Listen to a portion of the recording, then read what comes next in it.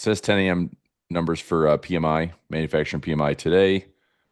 Aussie expected to keep rates the same. Let's go to Tuesday. ADP non-farm. ADP is taking upon themselves to actually release data weekly as well as monthly. So that's at least something we're getting data-wise for jobs. We have manufacturing PMI today at 10. And it looks like we have services PMI along with ADP non-farm on Wednesday. Not tentative, so it's on the calendar. Thursday, Fed speakers. Friday is supposed to be a non-farm payroll day. Still popping up as tentative with Bureau of Labor Statistics, so BLS not sure if we're releasing data or not. I guess we'll look at the ADP numbers. University of Michigan still releasing sentiment on Friday. So again, I mean, is this a deal breaker? No, the markets continue to operate for the last 30 plus days with the shutdown. And, you know, we have our near-term technicals. I still think the market pulls back to this 50-period moving average. We started to stall out last week. You know, watch mags. We had earnings last week with mag 7. We're still hanging at these highs. Google had a big pop last week. Amazon had a big pop last week. Everything else kind of failed. And again, this isn't a downward play, but just everything kind of popped at those highs.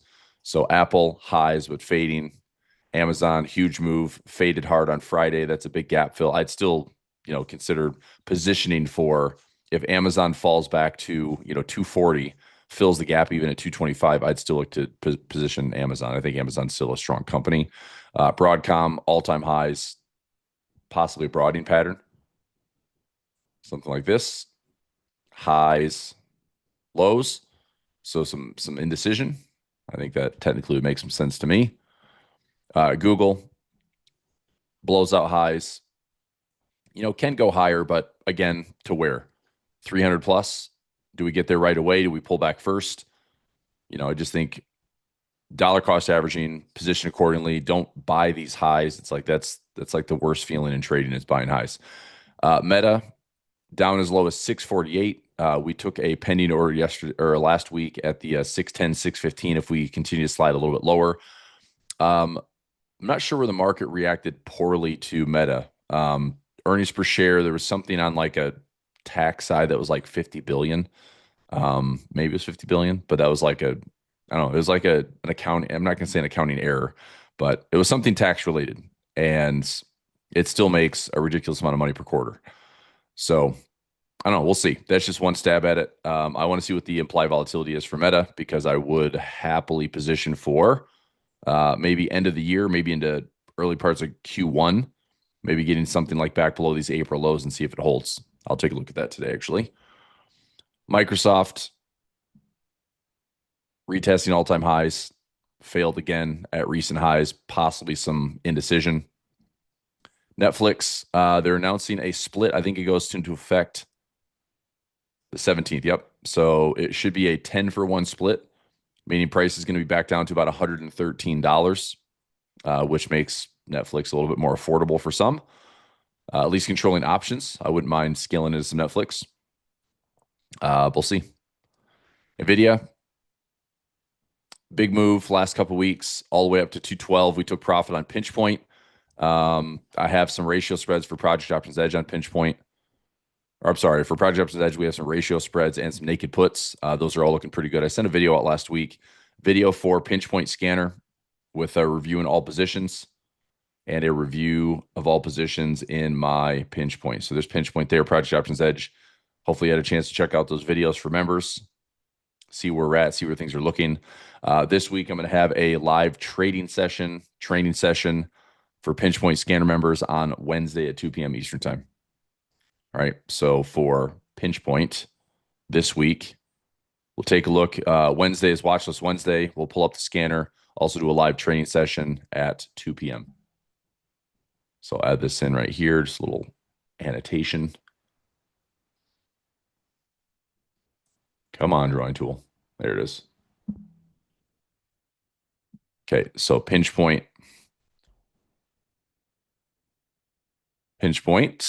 Wednesday, 2 p.m. Eastern time. live training, live trading. Okay. All right. Talk about that more this week. Today, daily profit play every day. Waterfall income today at 11:30. Gamma report with Kane today at 2 p.m. Let's see here. Project Options Edge got a video update last week. Pinch point live trading session this week. Double ups, news breakers. There's plenty of news this week to also take a look at. I think I've got a little cheat sheet here for our earnings. Let me look. Let me look.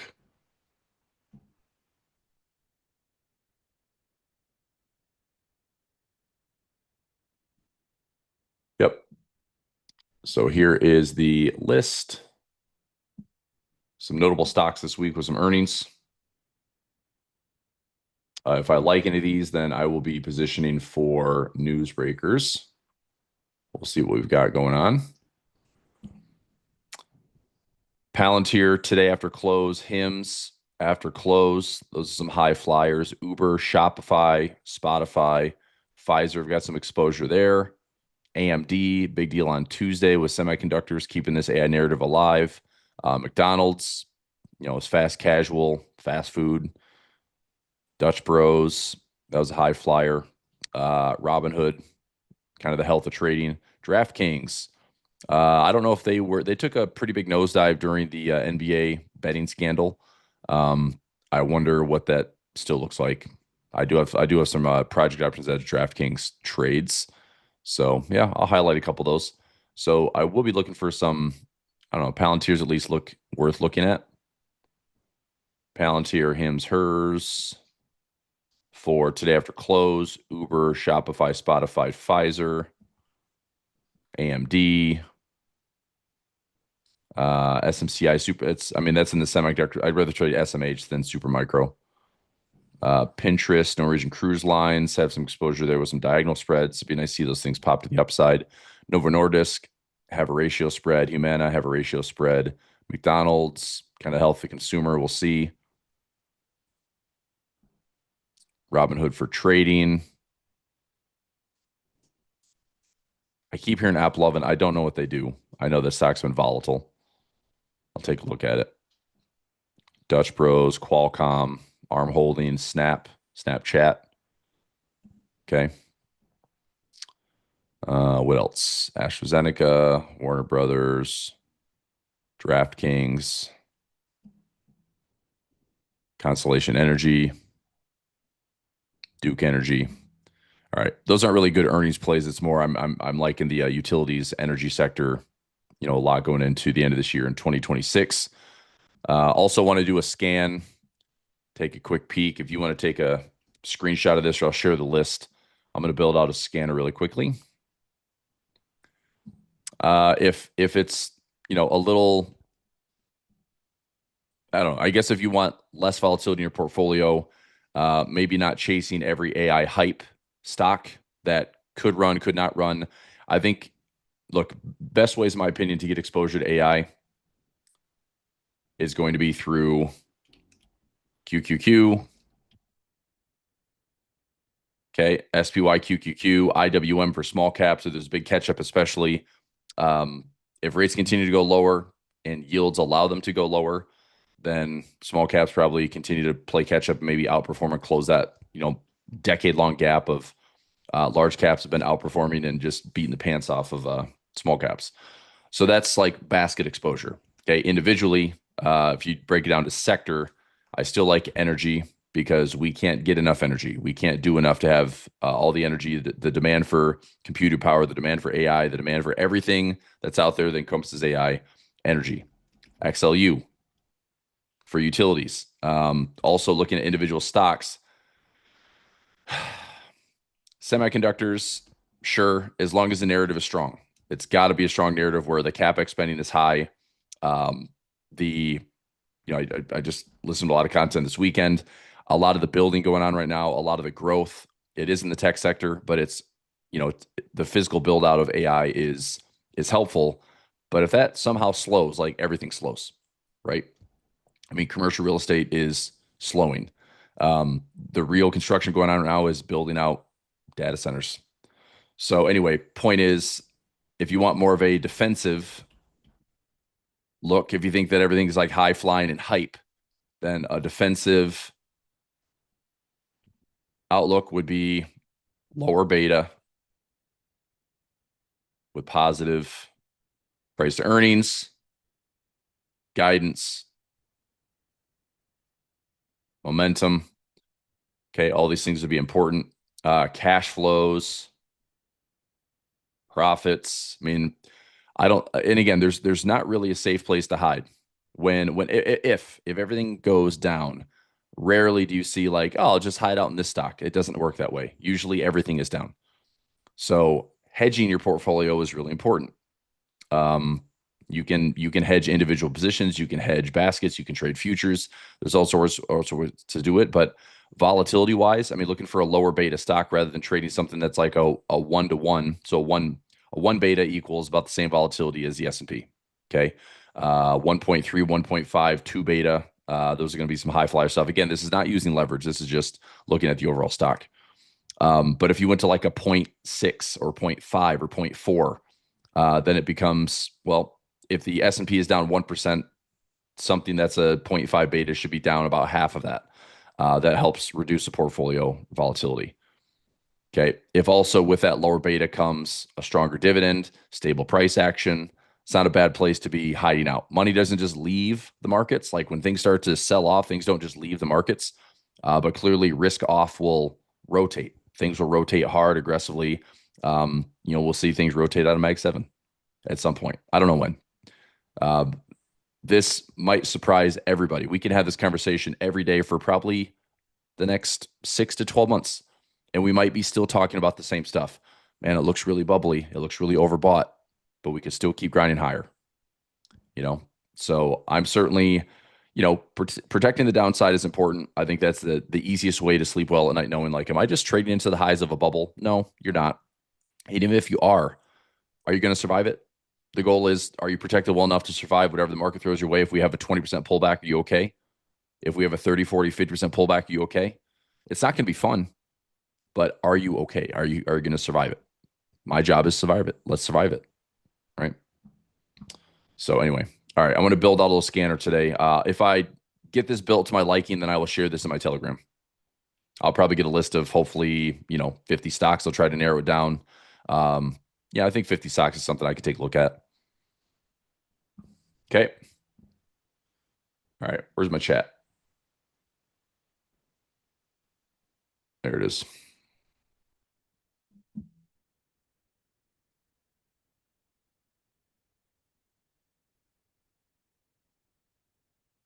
All right. What else we got going on here this morning?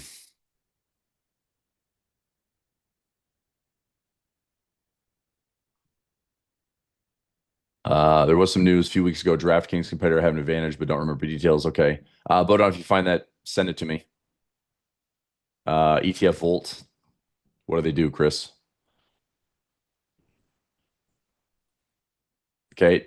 Gore, good stuff. Yep. That's mathematically a pretty good way to do it. Pretty good way to do it. All right. Let's look at the performance from last week.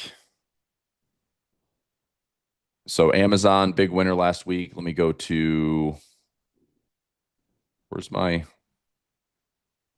performance? All right, let's go heat map. There we go. So let's go S&P. Let's go the last week. This was a really odd disconnect between market breadth. I mean, we had like 41% of S&P stocks above the 50-day. That's not good. That shows that a lot of stocks are in a correction right now. I know there's a hope that the Mag 7 continuing to fly high will bring the broader market with it. Maybe it does, maybe it doesn't. Earnings season obviously can kind of help spur things along. We're now in November. We might see some animal spirits lifted here through the end of the year. But interesting look. I mean, we had a lot of red last week. We had like 50, 55, even up to 60% of stocks declining. But I'm going to say the more important stocks that are keeping this thing going, Mag 7. Concentration is very high, but that's what's happening. All the deals are concentrated within the Mag 7 tentacles. NVIDIA's at the center of a lot of this stuff. You've seen those, AI, what are they called? Like tech webs, where it's just AI is okay. You've got Oracle, you've got NVIDIA, you got AMC, you've got AMD, you've got Microsoft. It's like there's 5 to 10 companies that are all just in the mix of we'll buy this stuff from you to sell this stuff to you to get this stuff from you. And again, that's where everyone feeds into this bubble narrative. I mean, valuations are still pretty strong. We're valued almost for perfection, but these are also pretty perfect companies for right now. So I think something else has to happen. I mean, we're talking about all these potential scenarios, but I keep going back to this. If everyone's talking about a bubble, it's probably not going to happen. Not right away, right? If everybody's talking about a recession, look, we've been in a recession talk since 2022. We're already in one. Certain people, like this is Main Street versus Wall Street. Certain people are in a recession. Certain households feel what is normally recessionary. We have data points that are showing recession, but yet we're not acknowledging it. We're not calling it a recession because it's not being felt like you think of a recession, which is like everything is bad because stock market's at all-time highs. Companies doing great. AI is this big optimistic thing that everyone's building out for profit margins, even though it's super disruptive and probably displacing a lot of work in the coming 3 to 5 years, maybe shorter, maybe longer. But it's like we're heading that way. I mean, it seems like it's an adapt or die type mentality, at least from Wall Street's perspective. But if everyone thinks bearish, everyone thinks recession, the market's amazingly resilient at that pain point. It will push that pain point until even the most diehard bears will give up and then eventually be right. So I'd rather be on that camp where, just allow the market to be the market. I expect positive drift moving forward.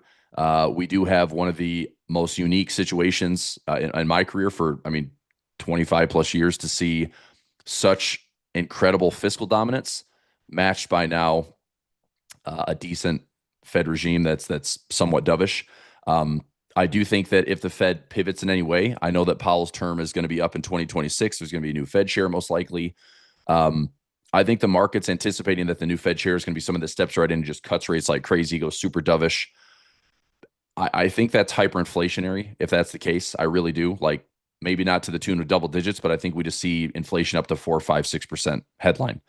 I also think that Trump is very capable of completely pivoting on inflation because right now it's grow. But if inflation is going to lose him voters, if inflation is going to lose the midterms in 2026, then the administration will focus on inflation. I do believe that if there's one administration that will pivot into whatever they think is going to help keep them in office and keep their votes, it's this administration. So I wouldn't be surprised if we see another rate cut in December and then we go into 2026 and it's like, well, Powell's out, whoever comes in, what's the Fed look like going to be? If inflation is higher for longer and it's becoming a huge talking point, whoever takes over for the Fed will likely see maybe a pause. And that also might be something the market doesn't like because it's priced in like 6 rate cuts. So anyway, I just think you have to be eyes wide open for volatility that might swing in any type of crazy event that we're talking about. There's, I'm trying to think of 10, 15, 20 reasons why the market would go down. And I can think of a few reasons that the market goes up. But the down is like, to what degree? Just a little quick ventilation and then focus on the positive. Trim some hype, deleverage the market a little bit, and then focus on the positive. So as long as there is a narrative that is being looked at from a lens of optimism, we'll continue to go higher. So I think price action is the most important thing. And right now, there is still not any price action to suggest that the markets want to go down. Yes, we could have a slow decline, okay? But if we have a slow decline to the 21 or the 50 period moving average, it's probably by the dip. If we have an aggressive decline through those levels and even take out this October 10th low, this is where I would say I'd be a little cautious. If we take out the October 10th low, if we take out, right now that is like the low to take out. We take that low out, okay, caution, right? We take out this low, definitely more caution. We come back and bounce off of this past resistance. Okay, certainly caution because that'd be a double-digit correction roughly. But if price has no interest in even testing or taking out these levels and it just stays up and stays up and stays up and stays up and stays up, it might not be. I don't know. I have no. I mean, I have no idea. But right now, price is our guide, and until price confirms that, oh my gosh, we need to take a second look and maybe be a bit more cautious. It's a slow, steady grind. We might have the shutdown lasting until middle of this month, maybe the end of this month. I saw something over the weekend. It might be Black Friday. It's like we're talking Thanksgiving time before the government comes back online. So maybe 2 months. But again, for the market, I don't think the market cares. So anyway, let's go. We get some workspaces. Let's get some VIX. VIX is trading at 17.3, so a little bit elevated. Daily profit play indicator. We'll get our box. Get our gamma levels. Recenter this at 68.40. Nice one on a daily profit play last week. Nice one on double up last week. 68.40 is where we closed.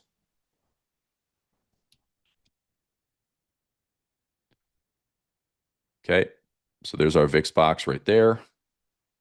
I think I'm missing one workspace.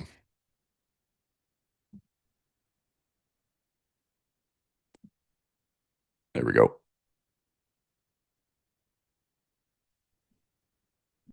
Okay. So selling off pretty hard into the close last week. But the week itself, it was interesting. Like Friday to Monday's open kept us green for the week. Where'd the market finish? We had a Friday close, Monday open. This is our Friday close. Essentially, it was like a nothing burger week. Some melt up, some fall, some stabilizing, but still it was green for the week because of that gap. I could see this. I could see the markets just like not really doing a lot of bearish damage, but not necessarily going gangbusters higher. This little weird like three-day gap melt up, and then Powell brought some noise on Wednesday. It's still throughout all the like intraday volatility, it was very tradable for us, which I never complain when it's a tradable day. What are your thoughts of the tariff shutdown by the Supreme Court? I mean, I think the markets don't take it as a terrible thing because it was already disruptive in April, May. So if all of a sudden tariffs go away, all it's going to do is blow the deficits out of the U.S. So it's probably more of a problem for the U.S. than it is the world.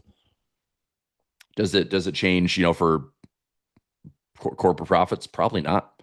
If you're taking away tariffs and all of a sudden you can't impose them, it's like, well, that makes it cheaper to produce things, makes it cheaper to buy things. Hopefully this means that, I don't know. I think if anything, it just adds a complication to the, the bragging that's going on with us reducing our deficit spending. But again, that's if the Supreme Court does it. So gamma levels on the day. Let me bring up real time. We start here in just a minute.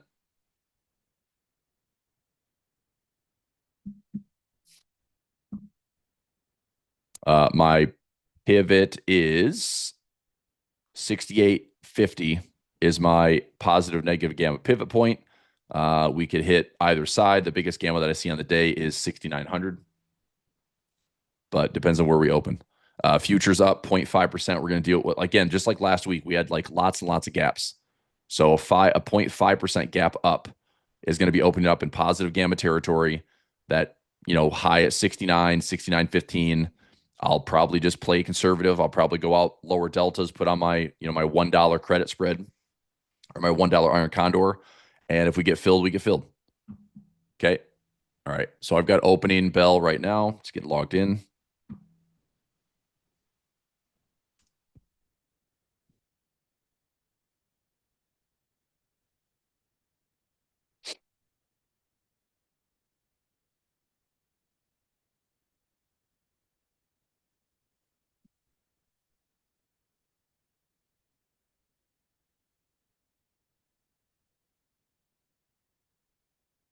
Yep, 6,900 seems to be the attractive level today. Couple levels I'd be watching. If we are, gapping higher, fading back a little bit, watch and see what happens at the bounce around 68.50. If that is a positive gamma line in the sand, that might offer some intraday support. to make our way back up to 69. Let me see what I can find. So volatility is up. I mean, we're at 17.3 VIX. That's not nothing.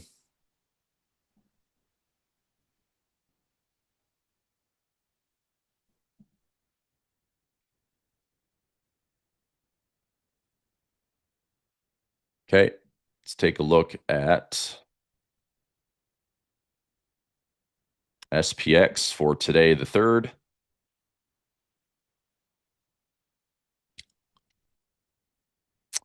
Plus or minus 25 on the day. Seems a little light compared to a 17 VIX. I'll probably go a little bit lower delta. 69, 10, 15. Let's go 20. Okay, I'm going to try to get this trade in for $1. That's a 12 delta. All right, pending order for daily profit play. Throwing this in Telegram right now.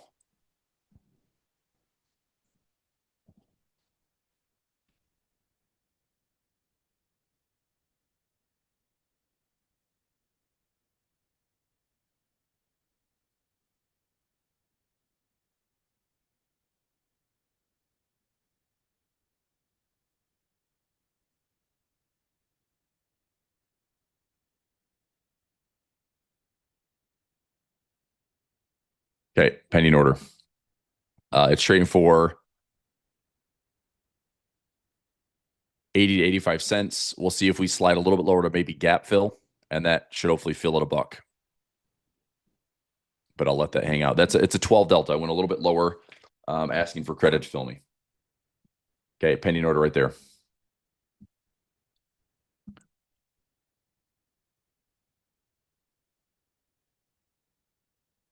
Let me see what a 68.50 looks like.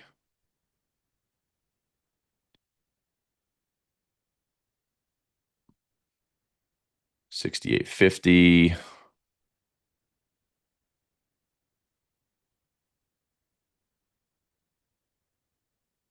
It's not terribly expensive. 10 wide butterfly spread. 70 to 80 cents for a potential $10 profit. So 930 risking 70. If we slide there, I'd say between the 6,900 and the 68.50. If price is going to go tap a level today, it's one of those two. So not a bad outlook for some small risk and double ups. Let me see how expensive a 6,900 is. So that's not bad for the 68.50. You go call fly and put it up to 6,900. The call side's been a little bit more expensive. Yep. So I mean, I'm just going to where I think prices look reasonable. This is $1. It's still not a bad trade though. But 68.50 is not bad. Oops. So 68.50.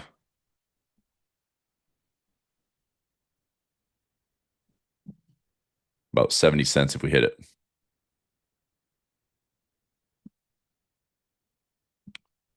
Okay. Get some VIX levels. There's my volatility at 17.47. 17.47 should be like 1.05, 1.06, 1.10. That's my VIX box here, hopefully about 1.1. There's my 1.1 top. So VIX box extreme. We did gap higher. So I want to be, mindful of that gap.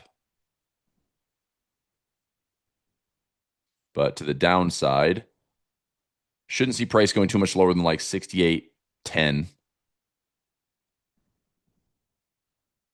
because of the gap up. Again, that's if this gap up is, overlooking the close from Friday. But 68.10, just watch the bottoms. It's tough to be a bottom picker day to day if the volatility index is going really, really aggressive to the upside. So we are going up a little bit on VIX right now. Okay. So we'll see.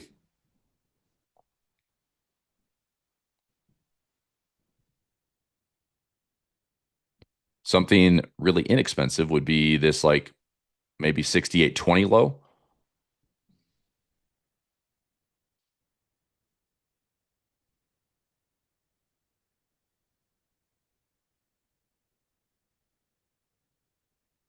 So if I went like 25 and 15 wide, how much is that? So 95 cents to go 15 wide, 50 cents to go 10 wide.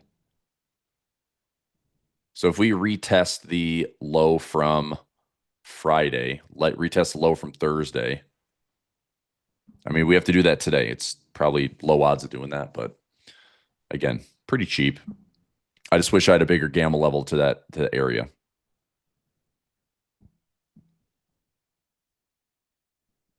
All right, we'll see. Hopefully the daily profit will get filled at a buck.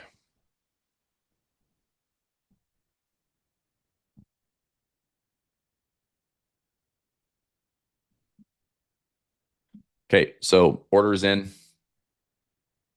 hanging out.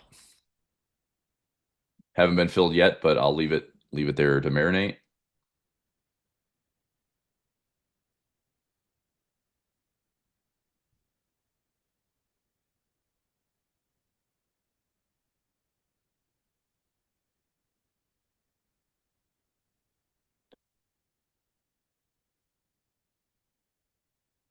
Just give me 1 second.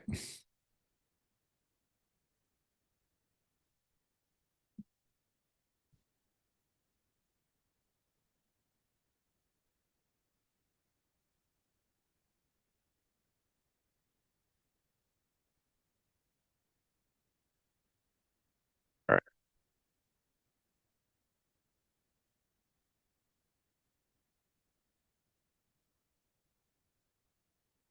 So I think levels to watch this morning as far as intraday price action. Keep an eye on the 68.50 area. In case we test it, bounce off of it, this provides a support level to stay into positive gamma. Keep an eye on that. My largest gamma level is still 6,900. Looking at this level, largest gamma level is still 6,900. I mean, we opened at 88, or I'm sorry, we opened at 82. I mean, 69 seems gettable. But if we were down to, I mean, we're down 20 points right now.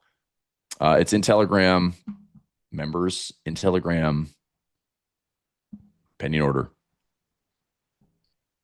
912 subscribers found it.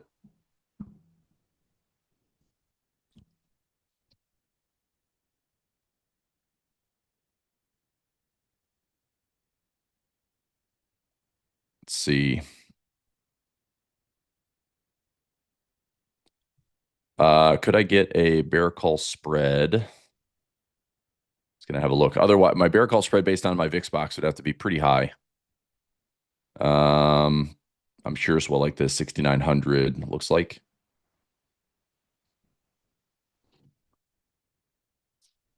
I mean, it's not nothing. I'm not making a ton of profit. There's my pending.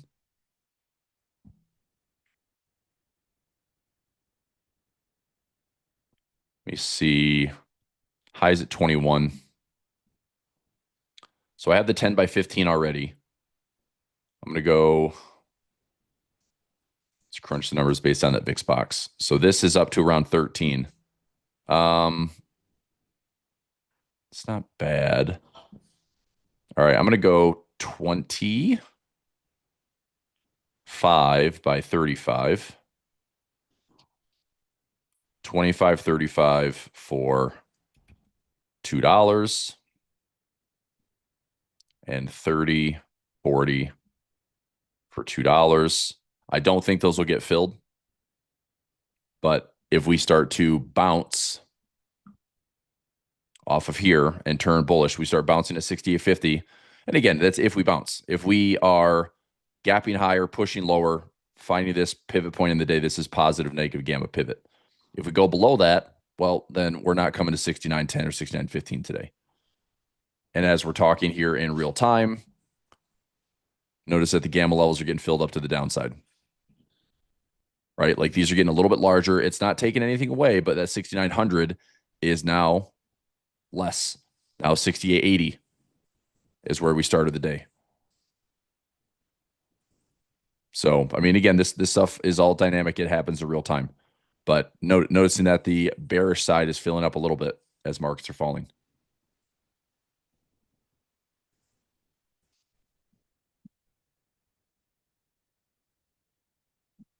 Okay, keep an eye on it.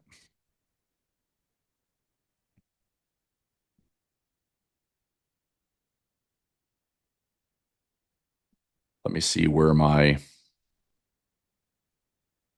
yeah, I mean, my 50-day. So this would be for like waterfall strategy one. That's an aggressive pullback. That one's more where I want to be putting in positions, looking to buy the dip there, buy the dip there. As long as we stay, pretty firm above like the 144, 200, we probably won't get there. We'll probably just have like a 21 and 50 day, continue to offer support, I think, through the end of the year. Um, unless we have just like a terrible earnings week, but we probably won't. I just think people need to, I don't know. You need to bet on. All right, we just got filled. We need to bet on some resiliency. All right, daily profit got filled. So I'll do a quick update in Telegram. It's got filled.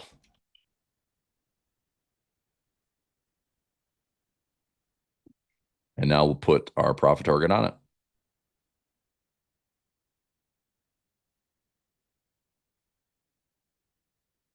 Did it not get filled?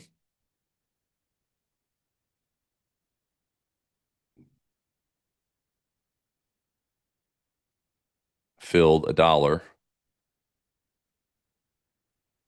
Yeah.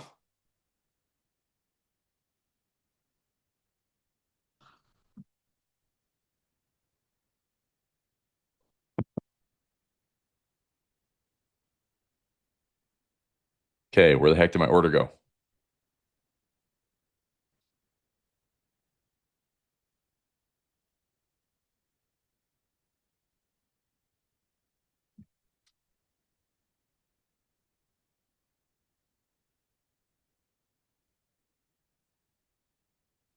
What in the heck? Okay, I mean, I'm filled and it's not popping up here in my summary. That is so weird. Let me log out. That's strange. Let me log out, log back into Tasty. But I'm showing they got filled. Yep, so Larry said the same thing. All right. I'm gonna log back in and see if those positions were fresh. That was weird.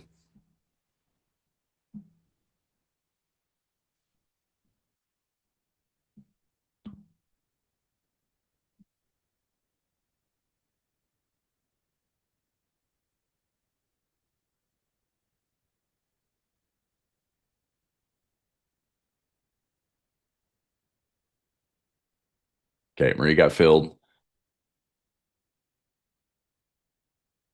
Okay, all good. So wait for that to load up.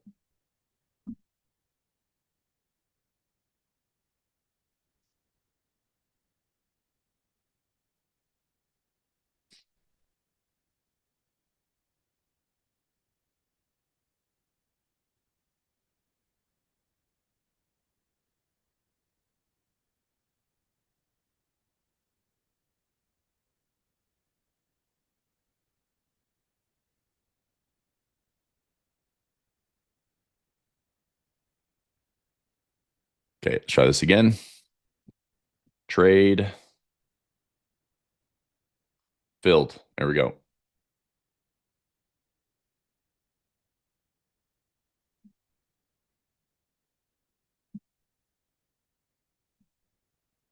So I will set. We'll go. So I think 75 to 70 cents is just stick to the system, 25, 30% take profit. I'm going to go a little bit larger. I'm going to go 60 cents. It's going to need some more time. It'll probably be like a 10:30, 11 o'clock if we stay contained. We'll see. But I'm going to try to go after a 40-cent winner. So update that in Telegram. Look for 75-cent debit or less for profit. I'm setting a debit at 60 cents to close. but we'll monitor during the morning. Okay. So if we see, it's probably a good read here. If we see price doing something along these lines, where it's down for the first 15 minutes, if we, just kind of pause and chop around here, probably fine just for the next 15, 20 minutes. If we come back and recenter, that's probably the fastest way for us to get a winner.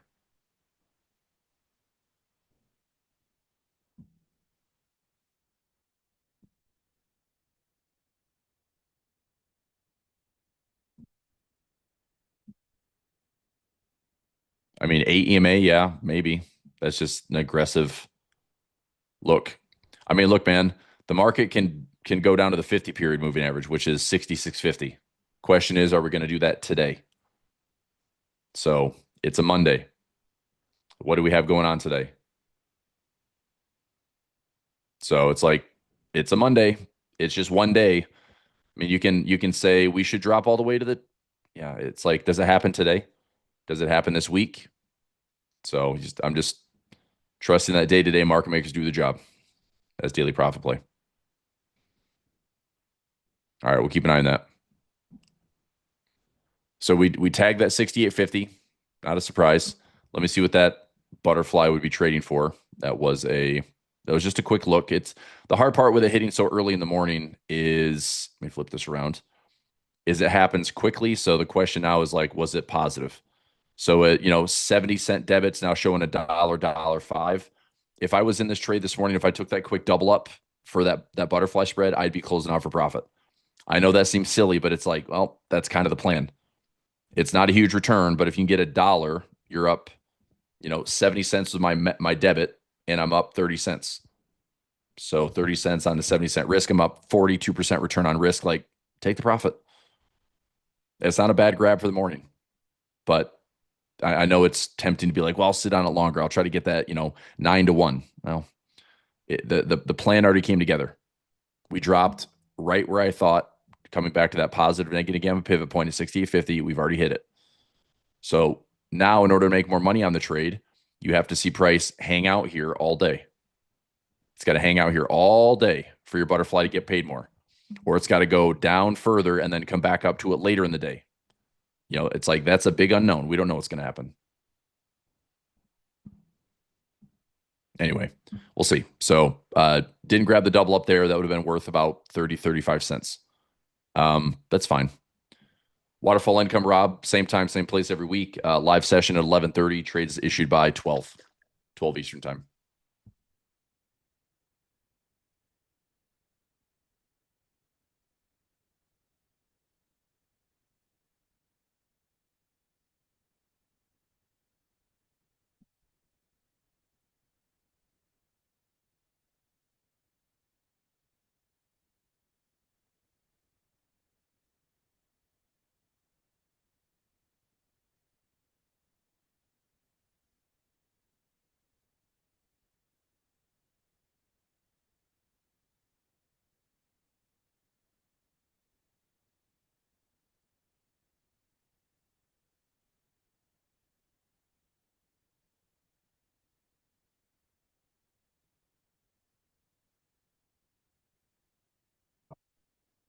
What's up, dude? All right. Just making sure I'm not missing anything. Okay, let's do a quick spot check. We will continue to watch. Keep an eye on this. See if 68.50 holds. We are good all the way down to what were our levels on the put side? 20 and 15. So 20 and 15. So the 20 and 10. So 10.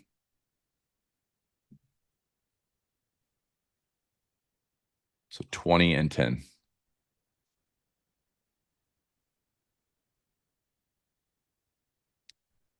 10 on the upside, 20 on the downside.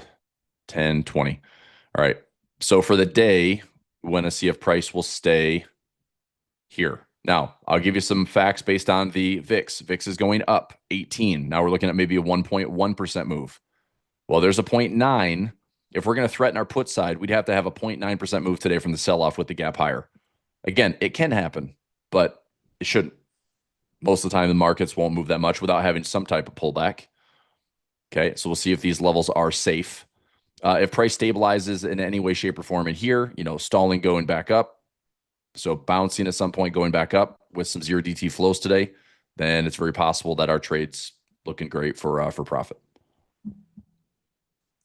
So I need to see price staying above this blue line, staying below this blue line. There's our profit for daily profit play. If price comes all the way down here to threaten them, okay, but let's keep an eye on the VIX. If the VIX is going to rip up to 20 today, then yeah, maybe we shouldn't be calling the bottom. So we'll see. If I was going to call the bottom, and I don't mind looking at this. I mean, this is pretty extreme, but from the open, we went 1.1%. I mean, that VIX box is around 67, 65. This is what's an 18 VIX? 1810. So 1.13. So if we go here, 1.13, we shouldn't be going too much lower than like 67, 60 if we're going to go that low today.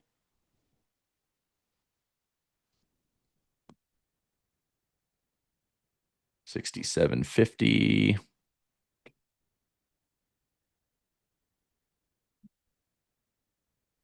Okay, $67.50. I'm going to throw in a tight risk broken wing butterfly. I don't think it's going to get filled today. I'm going to put in the order for 250 credit. And I'm risking 250 to make 250 plus a profit trap. Again, unlikely this gets filled, but I'm going to throw it out there as kind of a defense level today. So you can have that trade if you want it. It's a 67.55. So I bought the 67.55 put with one contract. And then I'm selling the 50 with two contracts. And then I'm skipping a strike and I'm buying the 40, but I'm setting the take profit or the credit at 250. So this would essentially have to trade like price would have to come down and make this an at the money trade in order for it to get filled. So it'd have to trade something like this. 50, 45, 35, like that. So even right now, see how that offers like $1.50 credit? Now it offers $1.60. Because it's zero DT, it's going to be tough to get filled. But if it's, at the money later in the day, maybe. But small risk overall. And I'm putting it out at the 150% ATR. I'm measuring our VIX levels. And again, I don't think we're going to get filled in the trade. I think more than likely for a Monday, we should just see prices not be stupid today. They're falling pretty aggressively for the first 20, 30 minutes of trading. That's fine. If they stabilize, so we're down for 5, 10, 15, 20, 25 minutes down this morning. So are we down for the first 30 minutes and then we stabilize and just kind of go nowhere? Do we come back up at all for the day? Do we have a range day for a Monday? Maybe, maybe not. Anything 75 cents or lower, Sean, makes sense to me. That's the safe trade. I put a take profit at 60 cents. We'll see if price comes up at all. So now we are slightly at that. We're slightly below the positive negative gamma pivot point. I'm watching this up here on my screen. This one's up all the time. My 68.30 levels are starting to fill up a little bit. And this is pretty decisive price action, right? I mean, just falling straight down for the first 25 minutes. So it's very directional. Question now is, does it stabilize? And usually what we see is, aggressive straight price action will have a couple different results. We either go straight down, let me change the color here. we go straight down and find support and then stall and maybe work our way up through the rest of the day. Okay. Or we fall down, maybe pull back a little bit, retest the lows, maybe it slides lower for the rest of the day. Again, opportunities for us to make profit. It falls down, down, down, down, down, stall here, maybe pull back late in the day. I don't know. But it's defined risk. If we hang out around this like 68.50 zone, our trade's going to be fine. We're all the way down here to 20. So could 20 be tested today? Yeah, it can be. I don't want it to be. So as long as we are staying here around 68.50, we should be fine. Okay. Butterfly in the chat. Yeah, it's out there. SPX 11.3 expiration. 67.55, 67.50.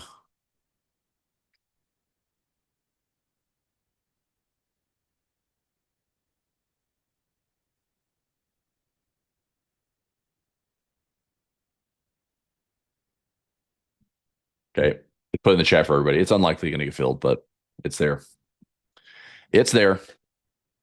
All right. I'm going to take a swig.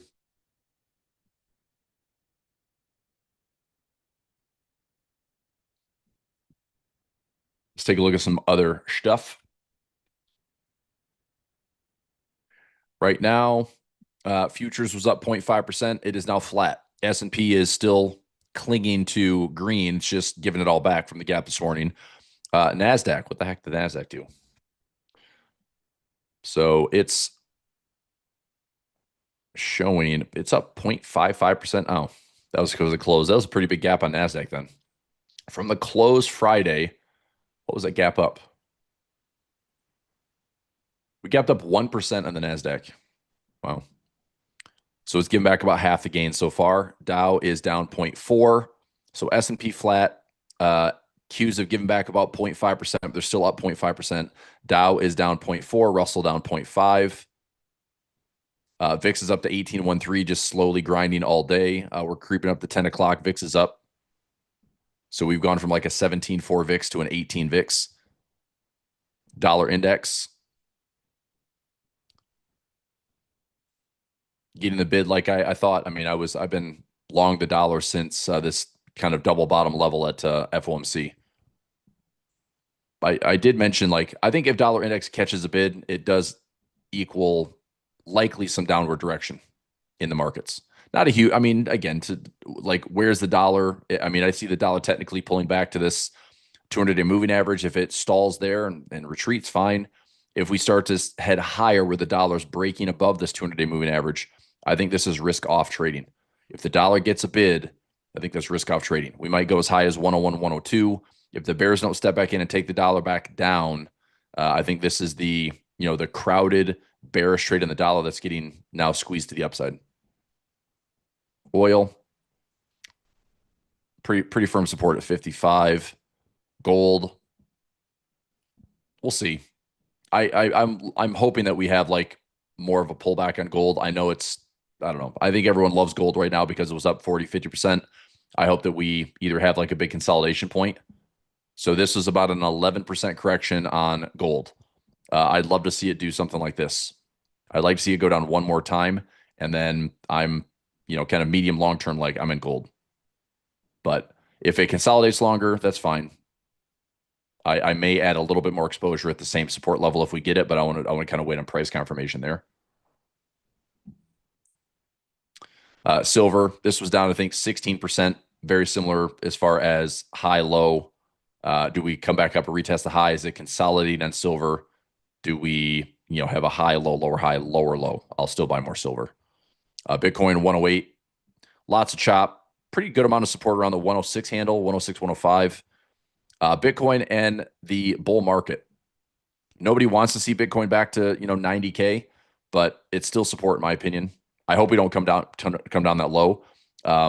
This would be a nice little accumulation point if we can stay above that six-figure mark. So let's say we firmly stay supported around 100,000. Well, risk on rally, year-end rally, risk appetite, whatever you want to call it. If we find a way to reach, 120 again, 125 again, that could make Bitcoin a little bit more exciting going into the end of the year. But we're sitting right at the 200 moving average right now. Okay, I'm going to throw a cheap trade in for double ups. Looks like my 6,800 is gaining a little bit. I'm going to try to get something around like the 68.10. So that is my current position. I'll go 68, 10, 10.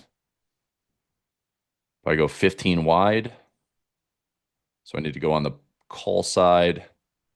That's 15 wide, and that would be 95.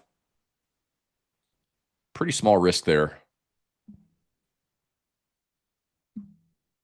We see the difference between, so I'm risking $1.20 on that trade, or if I do a butterfly spread,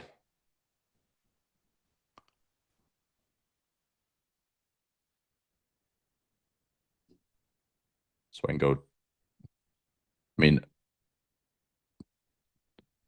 05.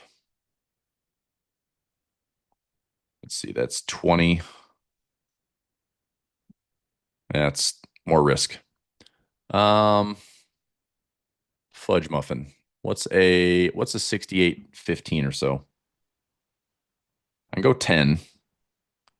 10 for sure, 15 wide. That's 20. 20.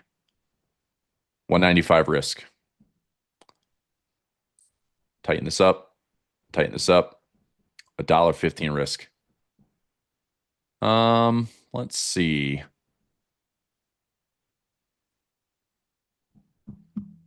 There we go. Let me see if I can get this trade for over 14 bucks. I'll put, if this gets filled, this will be a double up trade. I don't know if it's going to fill though. 14.05, $14. I'd like to be like maybe 13.90. $14 not filling, 13.95. Come on.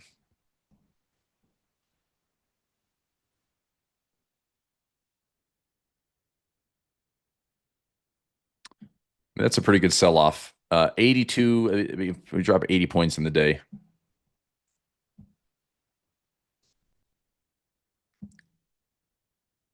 All right, I'm going to try to get filled at 90, risk $1.10.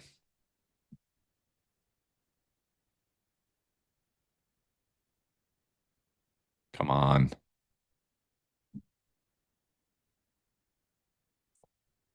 All right. I'm in. I'm putting a trade in here for double ups.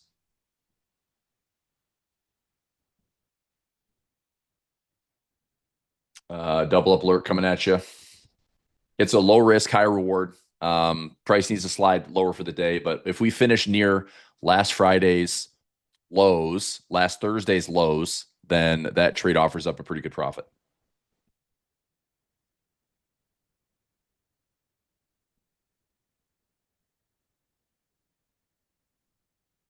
And that is 15 wide, so 68.25.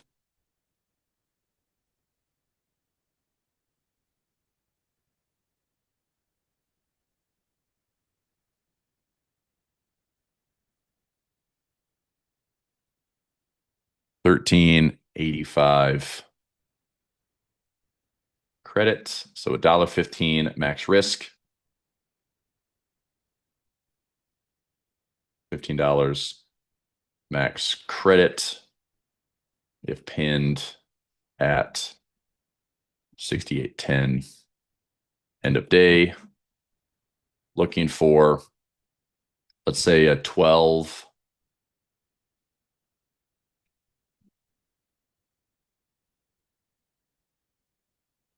Say a 12.85 debit or lower.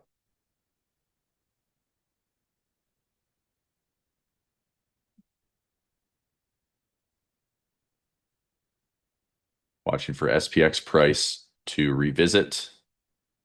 Lows last week around 19 and 14. So 68.20 to 68.15 levels from last week. So low risk, high reward. So that trade is only risking $1.15. So most I can risk on that trade is $1.15.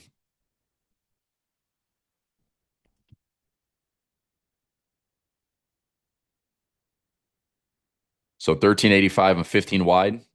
So if price is going to fall, then we've got a lot of profit potential here. Ideally on this one is I'm going to try to go after like a 12.85, 12.50 debit and try to make 100 and some bucks on the trade. And that return on risk would be pretty decent. If I turn this into a 12.70 debit, then I'm making 100% return on risk.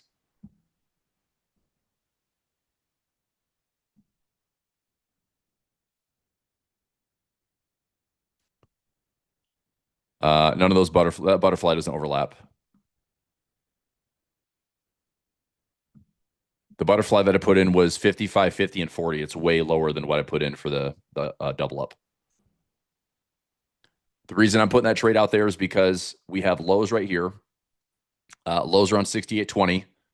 Lows around 68.20 again. Actually, the lows are around 68.14. But look at how my 6800 gamma level is filling up. So if I go 68.10, and I can I mean, that's my net. That's my trap, right? So if I'm getting price to come down into that area, that 13.85 should show us some pretty good profit. Let's find out. 13.85 right now. Trading for 13.50. I'm going to put in like I'll do 11. I'll do 10.85. I'll try to make 300 bucks on it, but I'll watch it. So here's my plan. If price comes down to 68.10, I want to see what this is trading for. Okay, because there is time left in the trade. Obviously, I don't know what the market's going to do to finish the day, but if price is going to unravel and close near or get down to like 68.20, 68.15, that's close enough early in the morning to see what is this thing trading for. It might be trading for $50 profit. It might be trading for $100 profit. It might be worth protecting some of that profit, right? Because later in the day, it's like, what if we bounce hard off 68 and come all the way back to 68.40? Well, then my trade's worthless. If it never gets down there for the day, then it's a small risk. So anyway, we'll figure it out. So a couple trades in there.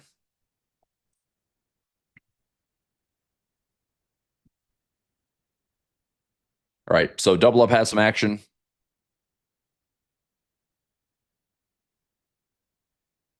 Daily profit play has some action. Waterfall income will be live at 11:30. Let's go through. So I'm going to do a live class this week on pinch point for Wednesday.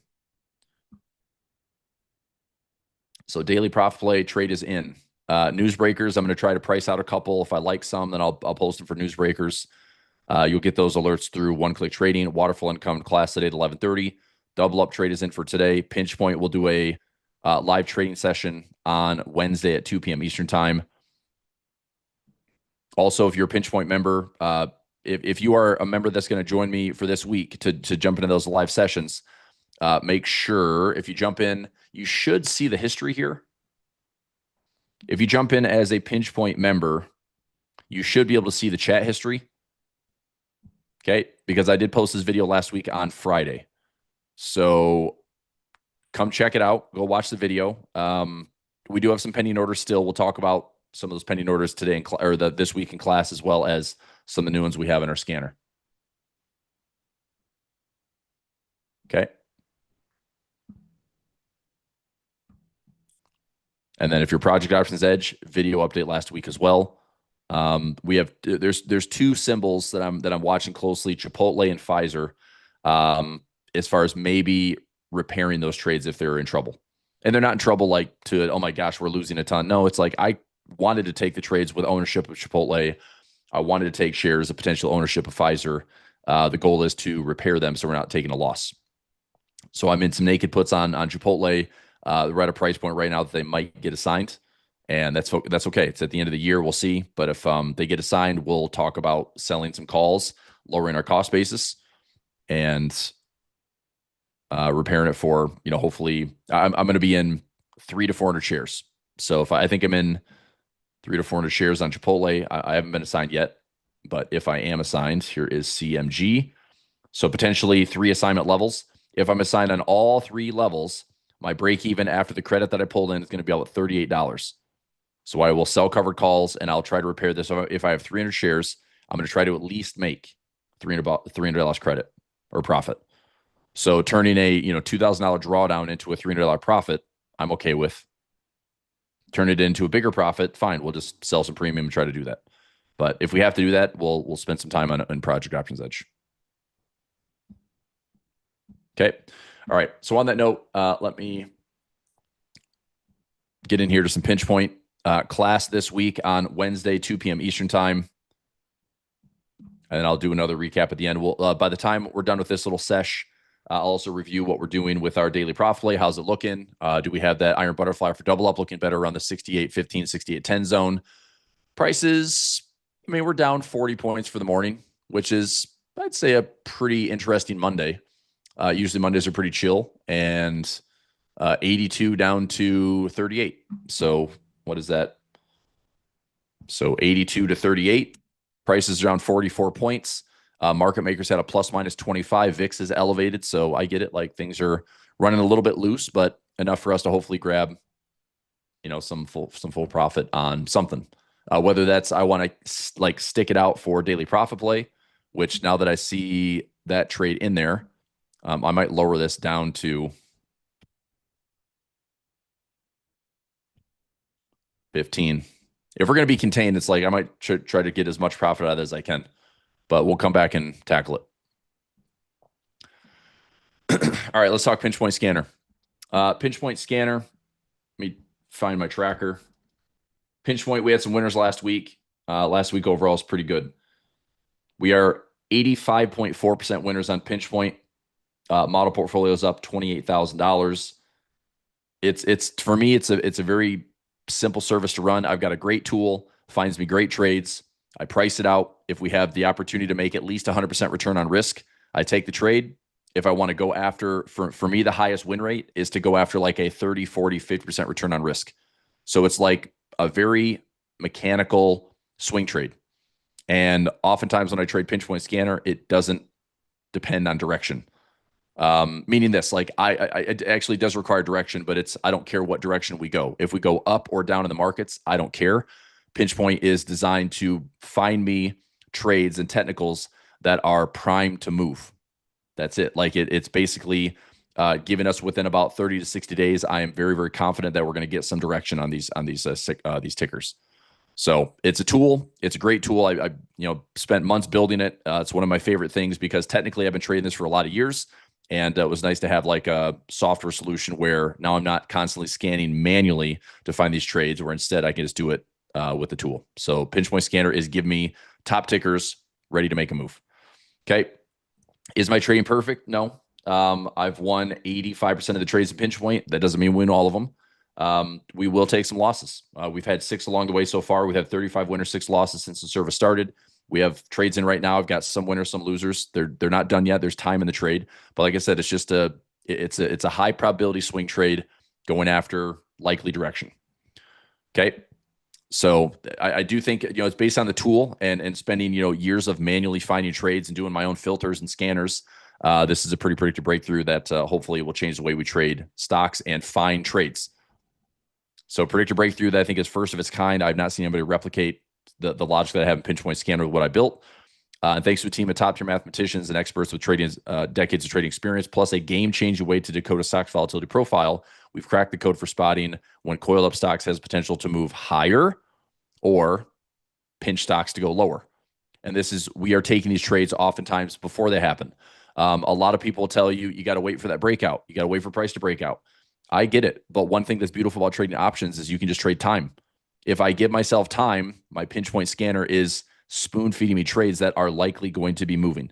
So I don't have to wait for the breakout to happen because that usually changes all the option prices and it's not to my advantage. So I'm trying to get into things where options haven't really had the chance to expand. Okay. So I'm talking about a brand new way to front run some of the most explosive moves in the entire stock market. And I know that